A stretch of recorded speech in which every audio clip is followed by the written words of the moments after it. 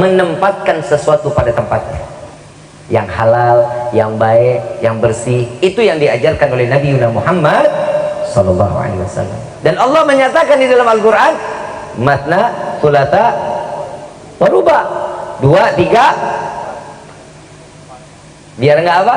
Biar enggak jauh kemana-mana. Paham sampai sini? Yang perempuan jaga kemaluannya, ya. Yang laki-laki pun harus menjaga kemaluan. Yang pakai mic ada nggak? Yang pakai apa namanya? Yang pakai kabel.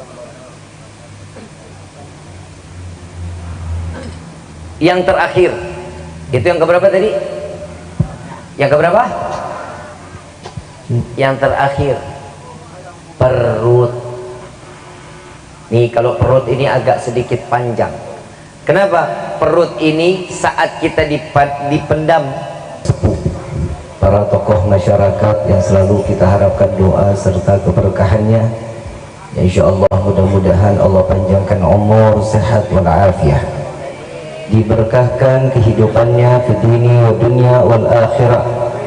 Ya insyaallah mudah-mudahan kehadiran beliau-beliau di tempat ini penyebab turunnya rahmah, taufik dan hidayah dari Allah. Amin ya rabbal alamin. Salam ta'zim kami pula sampaikan kepada jajaran pemerintah daerah, baik Bapak RT, Bapak RW, Bapak KU, Bapak Kesra, dan juga di sini hadir di tengah-tengah kita seluruh para tokoh-tokoh masyarakat. Ya insyaallah mudah-mudahan Allah panjangkan umur, sehat wal afiat, diberkahkan kehidupannya di dini wa dunia wal akhirah, dan insyaallah mudah-mudahan jabatannya di dunia ini penambah nilai ibadah di sisi Allah. Amin ya rabbal alamin. Wabil khusus kepada keluarga besar Bapak Budi dan Ibu Teti, insyaallah mudah-mudahan Allah panjangkan jodohnya, dijadikan keluarga yang sakinah, mawaddah, warahmah, serta diberikan keturunan yang saleh salihah, insyaallah menjadi kedua orang tua yang mendapatkan kasih sayang Allah dan diberikan kepada anak-anaknya penuh dengan kasih sayang. Amin ya rabbal alamin. Salam ta'zim, dan kita minta doa kepada Allah Subhanahu wa taala semoga Ananda Airlangga Praditya insyaallah mudah-mudahan dijadikan anak yang saleh, anak yang taat kepada Allah dan Rasulnya, menjadi anak yang dimanggakan oleh kedua orang tua dunia akhirat, yang dapat membawa kedua orang tua sampai ke dalam syurganya Allah. Amin ya rabbal alamin. Bil khusus hadirin wal hadirat, mukminin mukminat, fahamdan li rabbin hasana bi Muhammadin wa anqadhana min dhulmati jahli wad dayajiri ila nuril islamin wa ilmin wa hikmatin wa imanin wa yumnin wa khairil awamiri. Alhamdulillah, alhamdulillah ala ni'matil islam wal iman wa kafa biha min ni'mah. Alhamdulillahilladzi hadana bi abdihil mukhtar man da'ana ilaih bil idni wa kad nadana labbaika ya man dallana wa hadana. صلى عليك الله بارئك الذي بك يا مشفع خصنا وحبنا معالك الأظهار معدن سرك الأسماء فهم سفن نجاته مانا. لبيك يا رسول الله، لبيك يا نور الله، لبيك يا حبيب الله. أشهد أن لا إله إلا الله وحده لا شريك له، وأشهد أن سيدنا محمدا عبده ورسوله لا نبي بعده. اللهم فصل وسلم وكرم وعظم على سيدنا وحبيبنا وشفيعنا وقرة أعيننا ونور قلوبنا ومولانا محمد sallallahu alaihi wasallam wa ala alihi wa ashabihi wa azwajihi wa dhurriyyatihi wa ahli baiti ila yaumiddin. Ibadallah, usikum wa nafsi bittaqwallah faqad fazal muttaqun. Pertama-tama limpahan puji serta syukur kita panjatkan kehadirat Allah Subhanahu wa taala yang maha agung, yang maha luhur, yang maha bijaksana, yang alhamdulillah di malam yang penuh keberkahan ini Allah masih izinkan kita mencicipi dari sekian banyak miliar nikmat Allah berikan kepada kita. Wabil khusus nikmat Islam, nikmat iman, nikmat sehat wal afiat, nikmat umur panjang yang insyaallah mudah-mudahan kenikmatan ini tidak Allah hapus sampai ajal Allah dan Rasul sallallahu alaihi wasallam. Makanya Nabi sallallahu alaihi wasallam di dalam hadis beliau mengatakan, barang siapa selama 3 hari tidak mendengar nasihat, firman Allah atau hadis Nabi sallallahu alaihi wasallam, sudah dapat dipastikan bahwasanya hatinya pasti dalam keadaan keras. Maka Allah Subhanahu wa taala menginginkan kita untuk selalu mengingat zatnya agar Allah berikan kelembutan di dalam hati. Kadang manusia ini hatinya dirinya doang yang tahu, kelakuannya baik di hadapan orang, buruk di belakang orang yang kita tahu. Makanya Allah Subhanahu wa taala mengatakan, ingatlah aku, kata Allah. Ingat. Ibu bapak mau disadarin mau enggak, kadang setiap kali kita jalan naik motor atau berkendara, kadang hati kita terpaut dengan Allah. Pernah enggak? Saat kita naik motor nih, saat kita lagi jalan, tiba-tiba tuh ada keinginan kita untuk menyebut nama Allah. Entah Allahu Akbar, entah la ilaha illallah, entah itu istighfar, entah itu salawat. Pernah apa enggak? Al-Imam Abdullah bin Alwi Al-Haddad beliau mengatakan, jika seseorang di dalam hatinya atau di dalam benak pikirannya tiba-tiba menginginkan menyebut nama Allah, maka segerakan. Kenapa harus disegerakan? Karena Allah sedang memandang kita penuh dengan rahmat-Nya. Orang yang zikir kepada Allah tatkala lagi dalam keadaan keinginannya tuh, saat kita nyebut nama Allah lalu berdoa kepada Allah, niscaya doanya cepat dikabuli oleh Allah. Amin. Amin. Ini karena pengaruh dingin apa karena emang pantatnya lepek? Kayaknya sih begitu. Jadi doa kita dikabul apa enggak tergantung daripada hati kita baik, tingkah laku baik, ibadah kita mau, doa kita cepat dikabulin sama Allah, insya Allah. Nabi ini bagaimana caranya nih? Kadang manusia itu kan suka pandai melihat hati orang dengan kesoktahuannya. Kalau Allah kan benar-benar ngelihat kita dari hatinya. Makanya Nabi SAW mengatakan at-taqwa hahuna. Takwa itu adanya di sini, adanya di dalam hati. Setiap ketakwaan yang ada di dalam hati pasti akan membawa kehidupan kita sebagaimana yang dicontohkan oleh baginda Rasulullah sallallahu alaihi wasallam. Lu main ngebedel batang pisang orang aja lu. Ibu bapak yang dirahmati oleh Allah, sebelah kiri saya kealingan pohon pisang, dibedel pisangnya. Sampai mana itu tadi gua tuh? Pohon pisang apa? Pohon pisangnya. Setiap yang dilakukan manusia pasti juga kehidupannya diawali dengan niat. Itu adanya di mana? Hati atau di pikiran? Niatnya ada di hati atau di pikiran? Makanya Allah Subhanahu wa taala lewat Nabi Muhammad SAW yang dikatakan di dalam hadisnya, inna a'malu bin, setiap perilaku, setiap amaliyah wajib didasari dengan niat. Kadang kita dengar banget tuh pesannya Pak Napi. Bang Napi ingat kan? Pernah dengar kan Bang Napi? Kejahatan itu tidak karena ingin dilakukan dengan sengaja, tapi bisa juga karena ada kesempatan. Niat hati itu akan membawa kita baik buruknya tergantung bagaimana hatinya. Kalau hatinya baik pasti tingkahnya baik. Kadang ada manusia di depan kita ini baiknya bukan main, tapi di belakang kita nggak baik.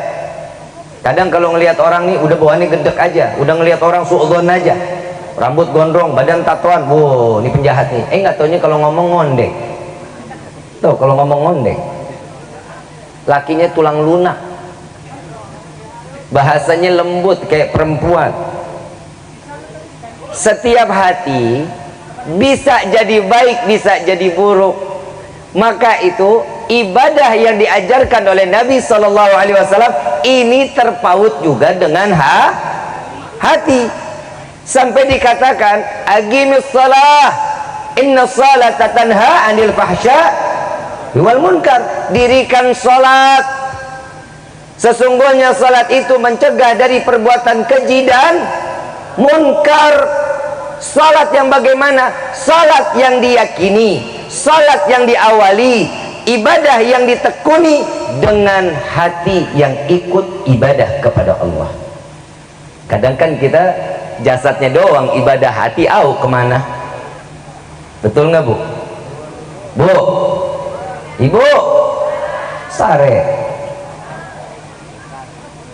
Apalagi kalau perempuan lagi ibadah aja kompor ngikut di dalam pikirannya. Betul nggak? Laki-laki jarang punya pikiran ke kompor. Kalau laki-laki punya pikiran rata-rata tuh pengen nikah 2-3 tapi takut. Punya keinginan tapi nggak punya keberanian. Ini kelihatan nih orang-orang Cihideng begitu deh.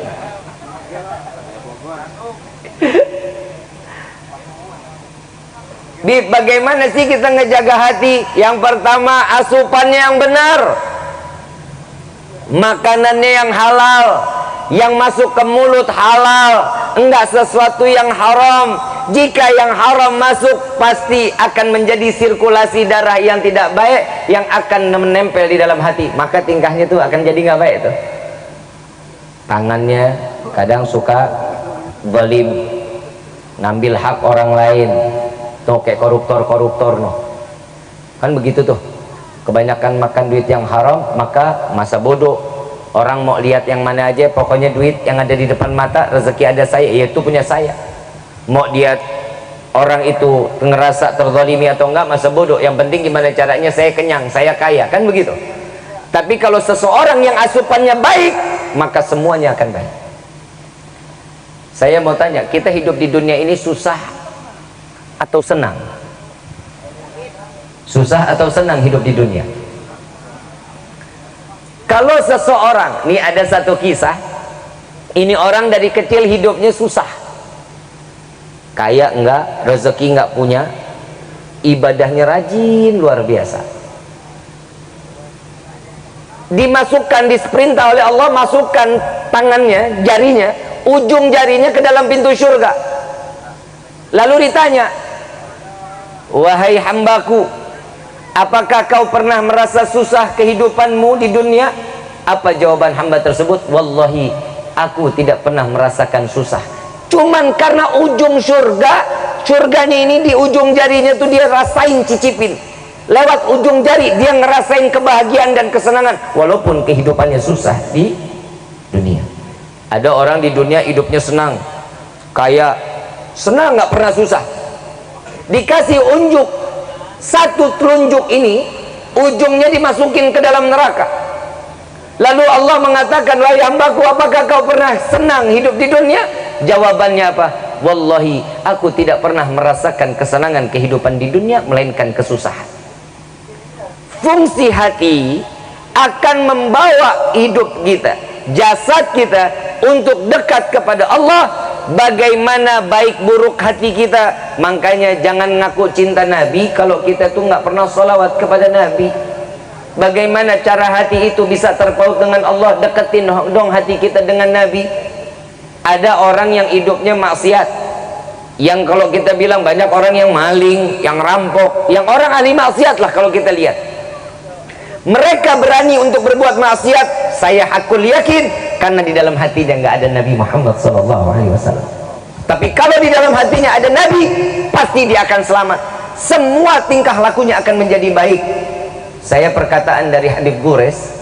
Habib Gures ini guru yang luar biasa buat saya, orang tua yang luar biasa. Saya jalan-jalan keliling-keliling pondok, Habib tanya, Ki, murid ada berapa banyak Habib? Santri-santriwati ada berapa? Banyak Habib. Saya nggak pernah berharap mereka menjadi orang yang alim, orang yang pintar. Saya nggak. Saya berharap banyak santri-santriwati yang keluar dari pondok ini menjadi anak-anak yang soleh-soleh. Saya tanya, seberapa penting sih Bib kesolehan, solehnya seseorang, solehannya seseorang untuk di dalam kehidupan? Beliau mengatakan, tidak akan seseorang menjadi soleh jika orang tersebut tidak menerima ilmu dengan hati yang ikhlas. Kita kan harapan setiap kali doa pengen jadi anak yang soleh-soleh, soleha. Di dalam doa juga diajari Rabbi habli minas salih. Orang yang selalu dekat dengan Allah, orang yang patuh apa yang dikatakan oleh Allah, wajibnya kita jalani, yang jauh, yang harus dijauhkan kita jauhkan. Kadang kita ini suka pukul rata ibu bapak yang dirahmati oleh Allah. Apapun yang ada di hadapan kita semua kita ambil. Mau nanti kita syukur kah, mau enggak syukur, mau jauh dari Allah kah, ini nggak ada urusan buat kita. Tapi saya banyak ambil pelajaran dari guru saya Al Habib Quraish bin Qasim bin Ahmad Bahrut. Saya mungkin pernah bicara di Cihideng ini, saya pernah jalan dari ini, saya lagi ngomongin hati. Inilah hati guru saya, inilah hatinya Habib Quraish bin Qasim bin Ahmad Bahrut. Saya bilang sama Habib, waktu awal jalan dari mulai Sampora sampai Cirendang saya didiemin, duduk di mobil. Habib Quraish yang bawa mobil, saya nggak berani, saya belum pernah bisa bawa mobil saat itu. Saya duduk di samping Habib, saya senderan, saya kurang ajar, saya nggak senderan, pinggang pedes. Saya pegang tas Habib, saya nggak sender, berusaha untuk tidak menyender. Kenapa? Karena tidak ada perintah dari guru, saya nggak berani untuk letakkan badan saya. Sampai di Cirendang, Habib dorong saya, sender Ki, biar nyaman katanya. Saya nyender, alhamdulillah dalam hati saya.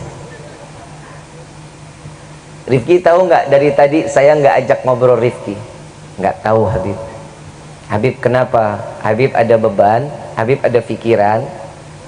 Habib bilang, setengah dari pikiran saya fokus ke jalan, kata Habib. Setengah pikiran saya lagi, saya mikirin gimana santrinya, gimana keluarganya, gimana anak-anaknya, gimana di dalam kehidupannya, semua terfikir oleh Habib Quraish. Saya yang namanya murid pengen dong ngehibur guru, betul nggak? Pengen kan kita kalaupun jadi murid pengen hibur guru, pengen banget. Saya tanya sama Habib, Habib kayaknya butuh refreshing, saya bilang. Ya udah Habib, kita jalan-jalan yuk. Habib mau kemana? Habib suka gunung atau laut? Dan ini jawaban yang nggak pernah terbesit di dalam setiap hati manusia, di dalam pikiran pun nggak ada. Apa jawaban Habib Quraish? Beliau mengatakan, saya nggak butuh refreshing Rifki, saya butuh taufik hidayah dari Allah agar menjadi manusia yang tenang menjalankan kehidupan.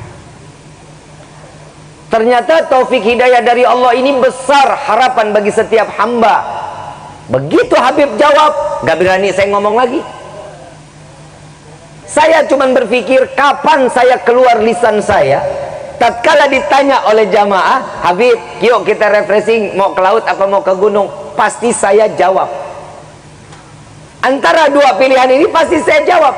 Dan gak mungkin saya jawab, ya, saya gak butuh refreshing, saya butuh taufik hidayah dari Allah. Ternyata yang membuat lisan ini keluar, yang dibutuhkan adalah hati yang kita jauh lebih buruk. Yang pertama, kehidupan kita, 7 organ tubuh ini akan bersaksi di hadapan Allah. Ini kalau saya udah ngomongin ini nih, kayaknya mati bentar lagi kayaknya. Kalau hati baik, perilaku akan ikut. Contoh, mata ini akan bersaksi di yaumil qiyamah. Baik buruk mata ini, apalagi buat yang muda-muda nih, yang muda-muda nih yang sering buka TikTok, ntar mata lu jadi saksi tuh di yaumil qiyamah tuh. Yang dilihat yang mana, ya Kadang kalau di TikTok kan kadang suka ada yang buka-bukaan ya. Betul nggak? Lu kok tahu? Nonton lu. Kadang saya buka juga, kadang suka lewat. Turunin lagi. Mata akan menjadi saksi di yaumil qiyamah. Percakapan antara Allah dengan mata kita. Mulut diam, terkunci, nggak bisa ngomong. Yang ngomong mata kita, ya Allah, saya digunakan mata ini untuk ini. Orang yang senang, orang yang senang banget dengar gosip. Ini buat emak-emak nih. Bu, karena syahwatnya wanita itu adanya di telinga, paling banyak wanita juga bikin dosa lewat telinga. Kadang mulut bikin telinga maunya ngedenger, kadang telinga ngedenger, mulut bawaannya mau berucap. Ini mulut sama telinga bawaannya sinkron aja, ini connecting. Kalau sudah mendengar sesuatu yang nggak baik, ini telinga akan ngomong, ya Allah, aku diberikan olehmu untuk hambamu tersebut, digunakan telinga ini untuk mendengar sesuatu yang tidak pantas. Terlalu mendengar banyak aib seseorang, mencari tahu apa yang tentang dilakukan oleh orang lain dengan keburukannya, ini telinga yang ngedengar. Tapi kalau telinga yang dipakai untuk mendengar sesuatu yang baik, sering dihadirin dalam keadaan di dalam majlis ta'lim, di majlis dzikir, di majlis sholawat, ini kuping akan menjadi saksi, ya Allah, saya diciptakan olehmu untuk hamba tersebut dipakai untuk mendengar sesuatu kebaikan-kebaikan. Telinga. Yang ketiga apa? Nih, mulut. Kadang mulut kita kan suka lemes. Terutama saya, orang yang banyak bicara banyak dosa. Betul nggak? Perempuan. Nah, ini perempuan lagi kena nih. Kupingnya syahwat, mulutnya nggak berhenti ngoceh. Tahu ngoceh? Ngomong mulu. Karena kedokteran menyatakan yang setiap manusia yang dikatakan perempuan kalau ngomong itu banyak, lebih dari 200.000 kata. Perempuan kalau ngomong lebih dari 200.000 Pak. Kalau laki-laki cuma 20.000 kata per hari. Per hari kalau ngomong 20.000 kata. Kalau perempuan 200.000. Kebayang nggak Bu? Ibu pernah WhatsApp sama suami? Pernah ngetik WhatsApp ke suami? Udah belum? Yang di mana? Jawabannya, betul nggak? Sayang, aku begini, aku mau ke sini, boleh nggak? Jawabannya BLH. Betul nggak? Semua itu tergantung di laki ini. Kalau udah ngomong pelan, nggak mau ramah, banyak ngomong nggak mau. Kecuali saya ngoceh kadang sejam setengah, kadang sejam, nggak tahu udah berapa ratus ribu kata yang udah keluar. Nah kalau gue diundang ceramah begini, gue diam aja. Siapa yang mengundang gue lagi? Bu,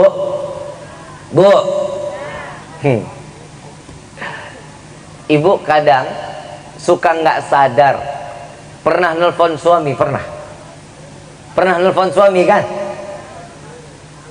Sayang lagi apa? Kalau enggak ditanya, Pak lagi apa? Lagi ini. Kapan pulang? Belum tahu. Mungkin jawabannya bentar lagi. Tuh jawabannya. Kadang si istri ini suka ngerasa, di suami saya mah jutek banget kalau diajak ngomong. Yang salah padahal yang perempuan. Laki-laki itu tergantung siapa lawan bicaranya dan bagaimana nada bicaranya. Coba kalau perempuan ngomong, Assalamualaikum, sayang lagi di mana? Waalaikumsalam, aku lagi di kantor. Panjang tuh. Tapi kalau dikatakan, sayang sudah makan apa belum? Pasti jawabannya dengan nada tersebut, jawabannya belum ya, mungkin sebentar lagi. Pasti ada jawaban panjangnya. Laki-laki tergantung gimana cara lawan bicaranya. Kalau dia nanya, udah makan belum? Belum. Pulang jam berapa? Belum tahu. Sesingkat-singkat mungkin. Jadi jangan marah kalau laki-laki jawabnya begitu. Yang kalau yang kayak gini-gini boleh nggak yang? Boleh. Dah. Makanya ini perempuan hati-hati nih, mulut hati-hati. Ya, ngomong sama suami yang baik-baik. Ya, jangan punya nada tinggi, apalagi sampai menghujat suami, nggak boleh. Mencaci maki suami, nggak boleh. Ya, saya baru tadi saya baca satu kitab, banyak perempuan di neraka kata Nabi SAW yang lidahnya digantung. Lidahnya digantung, kenapa? Karena banyaknya menghujat, mencaci, memaki seorang suami. Tuh hati-hati tuh. Ini bukan dongeng ibu, bukan dongeng, tapi Nabi yang bicara. Nabi menyaksikan langsung. Saat Nabi diperlihatkan tentang neraka, banyaknya perempuan. Kalau perempuan yang udah paling banyak nih dosanya macam-macam. Ya, mulut akan menjadi saksi. Udah berapa organ tuh? 3. Mata, telinga, mulut. Yang keempat, tangan. Tangan ini akan berbicara di hadapan Allah. Makanya kita kalau ngelihatnya orang-orang tua dulu kalau zikir tuh subhanallah, subhanallah, subhanallah, subhanallah, subhanallah, subhanallah. Ini tangan dipakai nih buat zikir nih. Betul nggak? Buat apa? Buat memastikan bahwa tangan pernah dipakai untuk mengingat Allah. Sering sedekah, ngasih yang baik, sampai Nabi SAW mengatakan tangan di atas jauh lebih baik daripada tangan di bawah. Sampai segitu mulianya seseorang yang tangannya ada di atas daripada tangan di. Lebih baik orang yang memberi daripada yang sering meneri. Ini tangan akan menjadi saksi. Dan tangan yang membuat ini menjadi tidak baik, ambil hak orang lain, bunuh, mukul, berbuat zalim, menggunakan tangan dengan kekuasaannya, maka ini akan menjadi saksi yang memberatkan dia untuk masuk ke dalam surga dan diringankan dirinya untuk masuk ke dalam neraka jahanam. Na'udzubillahi min. Udah keberapa tuh? Yang kelima, kaki. Ini kaki Allah guna ini dikasih buat kita nih. Kita disuruh gunain untuk jalan yang baik. Kadang kita punya kaki jalannya semau kita. Kadang maunya ke sono, kadang maunya ke sini. Kalau jalannya baik, nah ini buat yang laki-laki nih. Kadang suka malas jalan ke masjid, betul nggak? Betul nggak? Udara subuh renyak dikit aja. Kalau kelihatannya dalam keadaan nih mendung, gerimis dikit, udah malas dengan di rumah aja. Kaki berat untuk menjalankan sesuatu kebaikan, maka tuh lihat hati-hati, berarti dosanya lebih banyak kaki. Kadang suka kayak ditempel batu, besi, betonton, melangkah kaki untuk jalan kebaikan susah bukan main. Kalau perempuan lebih senang jalan ke pasar. Bu, di sini perempuan kena lagi nih. Kaki yang lebih senang jalan ke pasar, ama datang ke majlis ilmu, atau orang perempuan yang kakinya ini melangkahkan kaki untuk menyempurnakan kebaikan dirinya di hadapan suami. Ini akan menjadi saksi di yaumil qiyamah. Itu yang keberapa? Kelima. Keenam. Ini kayaknya udah mau payah.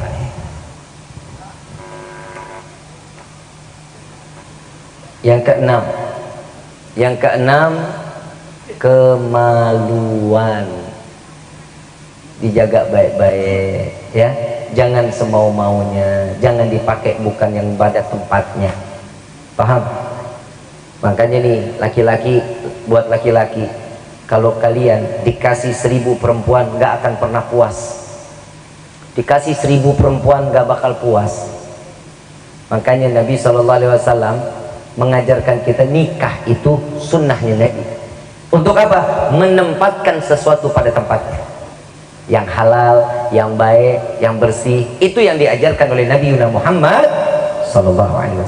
Dan Allah menyatakan di dalam Al-Quran, matna, thulatha, waruba, 2, 3. Biar nggak apa?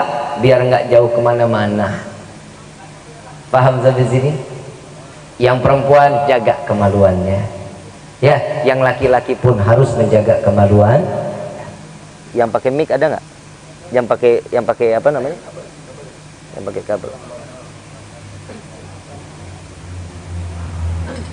Yang terakhir, itu yang keberapa tadi? Yang keberapa? Yang terakhir, perut. Nih, kalau perut ini agak sedikit panjang. Kenapa? Perut ini saat kita dipendam, saat kita dikubur, yang pertama kali hancur adalah perut. Yang akan hancur dan meledak pertama kali adalah perut. Kalau seseorang yang banyaknya makan sesuatu yang haram, ini akan terjadi. Jika seseorang yang banyaknya makan yang halal, maka Allah selamatkan perutnya, tidak akan membusuk sedikit pun kecuali mendapatkan rahmat dari Allah. Ini perut nih, jangan apa aja main masuk, apa aja masuk, apa aja masuk, sesuatu yang haram masuk, sesuatu yang nggak jelas masuk. Makanya ibu bapak hati-hati, kasih makan yang halal, cari rezeki yang halal. Paham? Dan ini semua 7 organ ini akan menjadi, ini mic udah mic ketiga nih. Ini kalau dipayah lagi nih, aing tutup doa. Tes. Ibu bapak yang dirahmati oleh Allah, semua yang tadi disebutkan 7 organ tubuh ini semua terpaut juga karena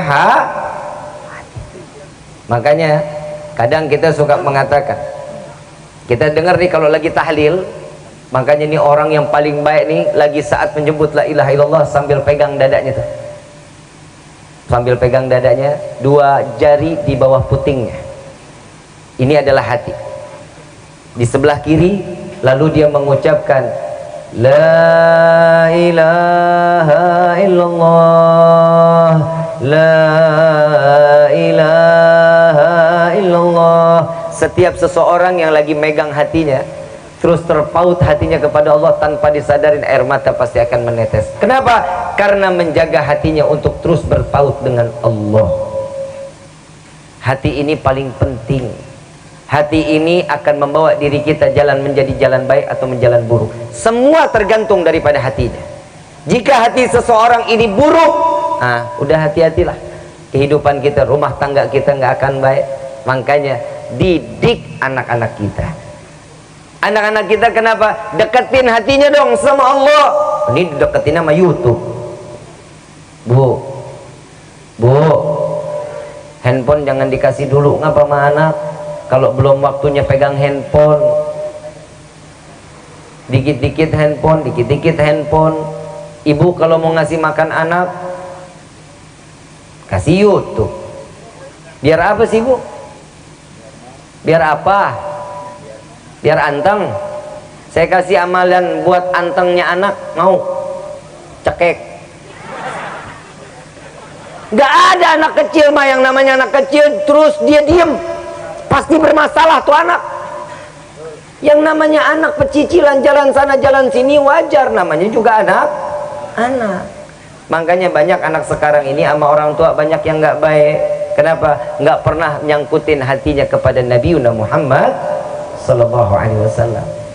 Coba kita kan orang-orang tua dulu sama kita mah galak-galak bukan main, betul nggak pak? Bapak ada yang umur 40, ada kan ya? Gimana didikan orang tua kita? Wah galak luar biasa. Maghrib belum di rumah, habis kita digebukin. Ada sekarang anak yang begitu? Ada orang tua yang begitu sama anak? Gak ada. Kenapa? Saking sayangnya sampai ngebutakan, padahal itu adalah satu kerugian kelak nanti di yaumil qiyamah. Yang kedua,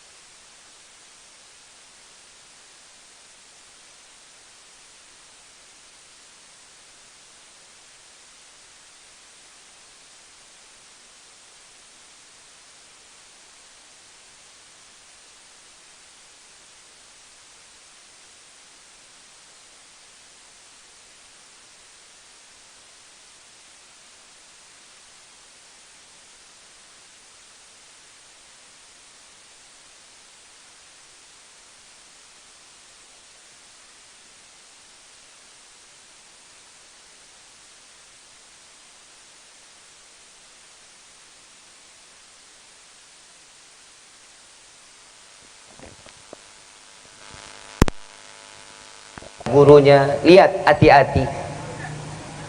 Siap jaga anak-anak kita, mau jaga anak-anak kita. Jangan apa-apa semuanya serba handphone, apa-apa serba handphone. Lihat anak-anak kita sekarang, apalagi kalau udah kenal PUBG, udah kenal ML, udah kenal FF. Betul? Lu kan yang main. Anak sekarang demen banget main-main begituan. Ntar lama-lama ke situ mah jadinya ke judi slot. Main judi slot pakai profil ulama. Biar apa? Biar rezekinya berkah, kan tolol. Jangan, jauhin. Bu, bapak harus tegas jadi orang tua. Periksa handphone anak seminggu sekali, mau 3 hari sekali, itu hak bapak. Bib, handphonenya di fingerprint, suruh dia buka. Gak mau buka, sita handphonenya. Bib, ngamuk, bodoh amat. Masa orang tua kalah sama anak? Bapak ibu mau selamat dunia, selamat akhirat, mau? Jaga anak-anak kita. Anak itu fitnah dunia, fitnah akhirat. Coba lihat, ada anak badung, tiap hari ngelemparin batu ke rumah tetangga. Badung nggak tuh? Badung nggak? Yang ditanya siapa? Ini budak saha eta? Betul? Ada anak baik, tiap hari ngaji, akhlaknya bagus, pinter. Yang ditanya apa? Nah, sekolah di mana? Ngajinya di mana? Rumahnya di mana? Nggak ditanya orang tuanya siapa.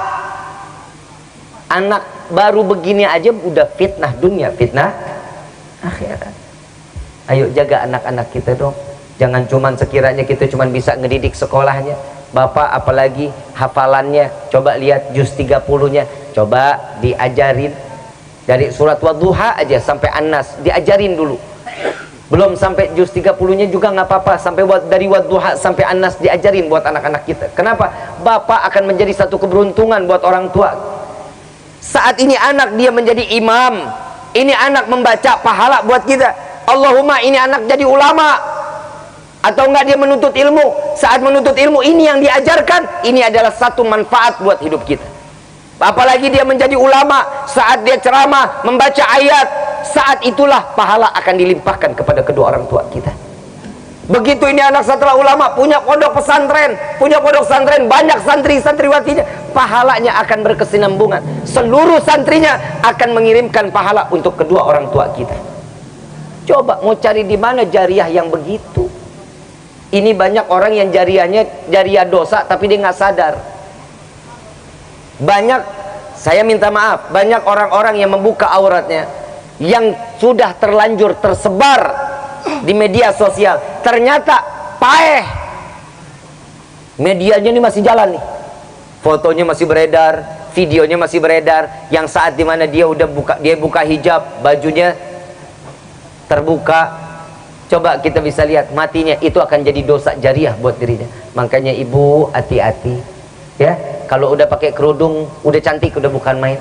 Besok kalau nyapu depan rumah pakai kerudungnya PA. Bib, rumah saya nggak ada yang lewat. Ini contoh kayak begini deh Bib, ini kan nggak ada tetangga Bib, ini rumah saya doang. Ini kebun, ini daun kan makhluknya Allah, tanah makhluknya Allah, angin makhluknya Allah, air akan menjadi, itu adalah makhluk Allah, dan itu semua akan menjadi saksi di yaumil kiamah. Kalau satu helai rambut kita terlihat sama yang bukan, yang dikatakan makhluknya Allah, ini akan menjadi beban kita dalam kehidupan. Pak, tegesin baik-baik, hati-hati Bu, satu helai rambut seorang wanita wajib mendapatkan 4 laki-laki masuk ke dalam neraka jahanam. Satu helai rambut perempuan wajib memasukkan 4 laki-laki di dalam neraka jahanam. Ayahnya, suaminya, paman dari ibu atau bapaknya, yang keempat anak laki-lakinya. Ibu ya, jaga dong, jaga. Ibu enak hadir majlis, bapak enak ibadah ke masjid, anak kita buka hijabnya, 0 pahalanya, tidak akan dihitung di hadapan Allah. Ini yang dikatakan amilatun nasibah, amalan yang sia-sia, yang tidak akan dihitung oleh Allah dalam nilai kebaikan.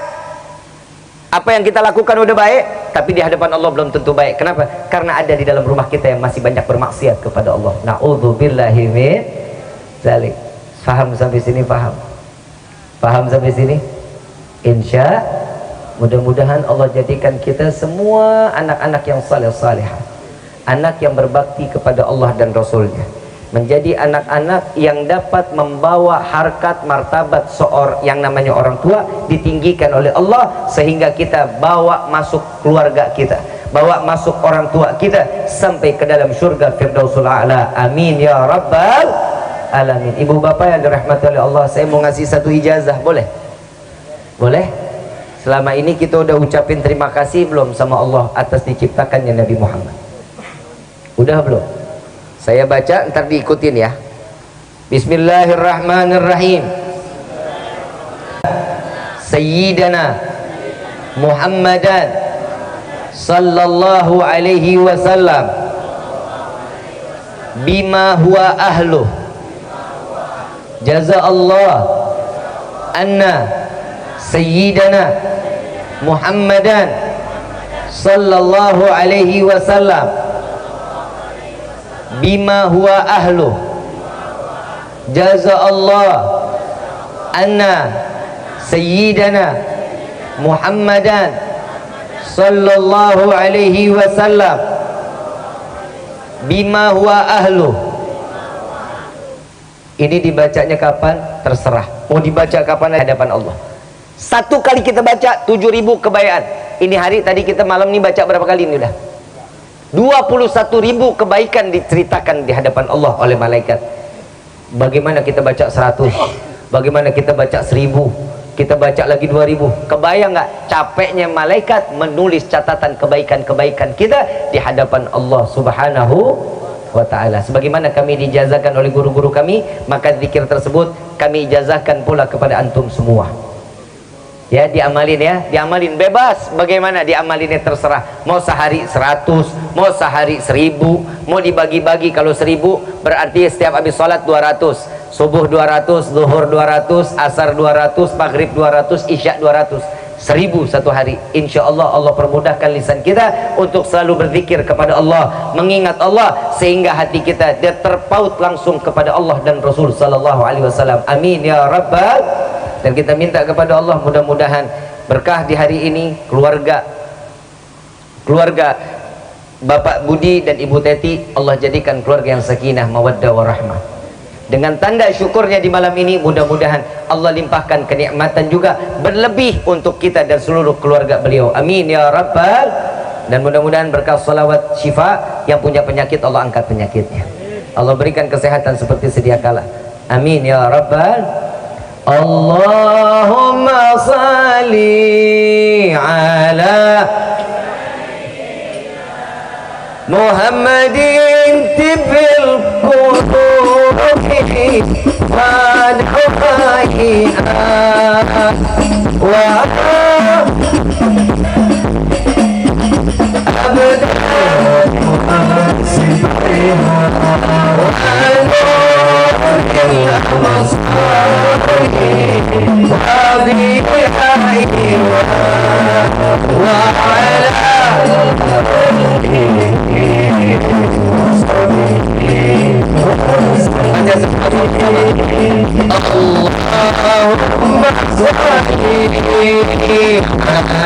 abdan sibaiha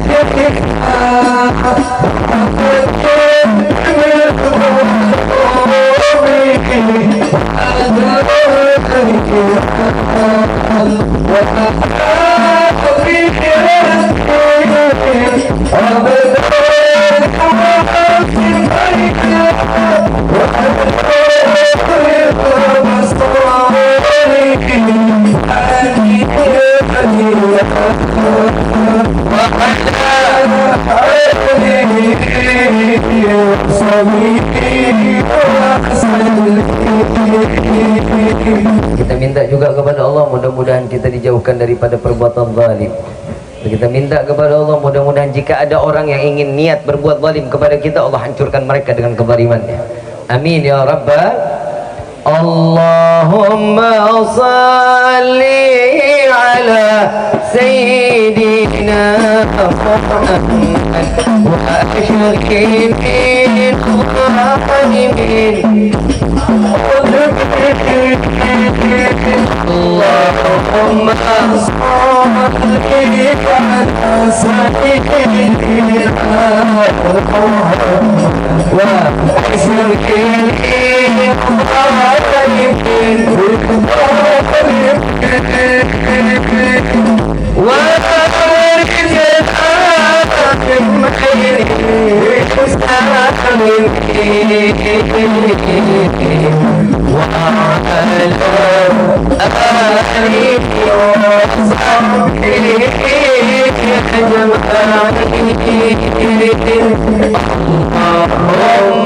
صل على سيدنا محمد وأشركين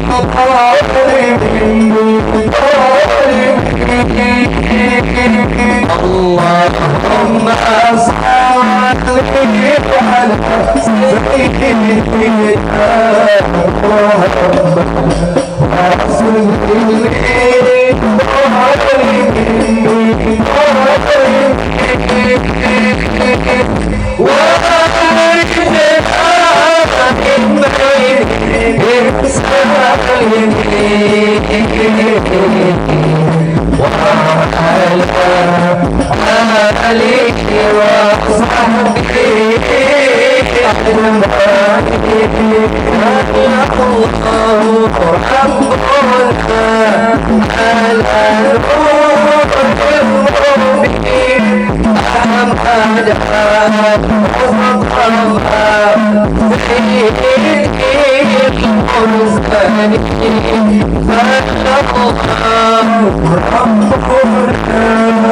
اللهم صل على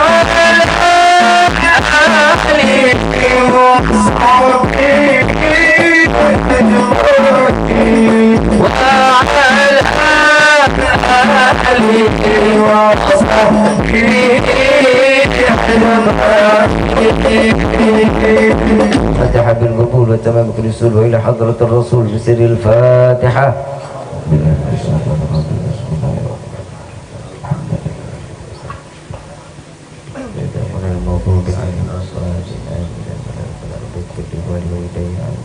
ربي فانفعنا ببركتهم واحلنا الحسنى بحرمتهم وعبدنا في طريقتهم والمعافاة من الفتن يا البألوي شفاعة يا البألوي شفاعة يا البألوي شفاعة كل قربة تنجلي بكم بكل حال الولاية كل حاجة قضي كل حاجة قضي كل حاجة قضي درك يا حل المدينة درك يا حل المدينة درك يا حل المدينة يتريم علىها يتريم علىها يتريم علىها وعفان يا كريم وعفان رحيم يا فرج الحم يا كاشف الغام يا من لأبدي يغفر ويرحم دعوهم سبحانك اللهم تحية في السلام وآخر دعوانا عن الحمد لله رب العالمين. Kurang lebih mohon dibukakan pintu maaf yang seluas-luasnya. Wabillahi taufiq wal hidayah. Wassalamualaikum warahmatullahi wabarakatuh.